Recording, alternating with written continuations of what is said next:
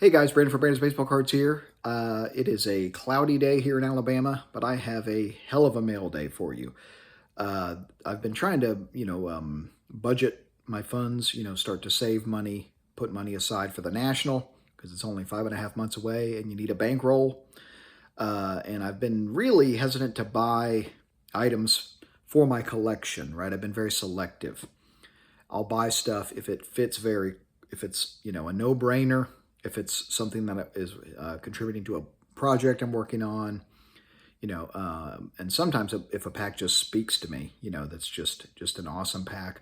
If it's the type of item I would buy at the National, I'll pull the trigger on it, because what's the point? If the item's available now, especially with unopened, it's not always clear what you're going to find at the National regarding unopened. If it's available now and it's exactly the type of item I'm looking for and the price is fair, pull the trigger, and that's what I did with this pack I'm going to show you today, because it might be my new favorite pack, even more than the 76 Madlock Cello that I love so much, even more than my 73 O-Pee-Chee packs. It's pretty awesome. So without further ado, hope you enjoy seeing it. And I also got another pack that is working towards my 80 O-Pee-Chee box, so I'll show that as well.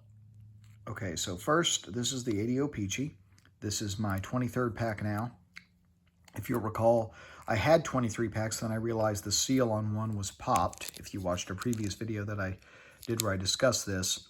And so I took some of that money. I sold it because the seal was popped. It's useless to me, right, as an unopened collector. And took some of the funds from that, and one of my hobby buddies, Brad, he has some 80 O-Pee-Chee, and he said, hey, I found another one for you. So I replaced the pop seal one with this one. So that's always nice to be able to at least, keep the same amount in the box, 13 more and I'll have a full box. I will be looking for these raw at the National. The big one, though. Check this out. 1977 Topps, PSA Near Mint to Mint 8, Cubs floating heads on top. How awesome is that? Down there you see Ernie Banks. That's pretty cool. Of course, I have the 76 cello with Bill Madlock on top, who was the batting champ for 1976 with the Cubs.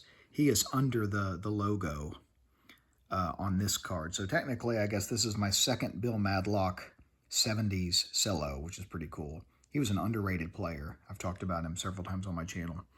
But I saw this on eBay, and the price was fair, and I just could not pass it up. And I actually, earlier on in my collecting of unopened, I started to work on a floating heads rack and cello run. I had a 76 rack that had the Cubs floating heads on top. I had a 79 cello, had an 80 rack, and I just lost momentum with it and decided to go in a different direction. I decided I didn't need every single one of these, that where they were showing. So this would have filled in that run had I stuck with it. But, it's totally okay with me. I can really, really enjoy this one without it being part of a broader collection of them, But I just think it's so weird and cool that the Cubs and the White Sox some years have these floating heads team cards, and this one's on top.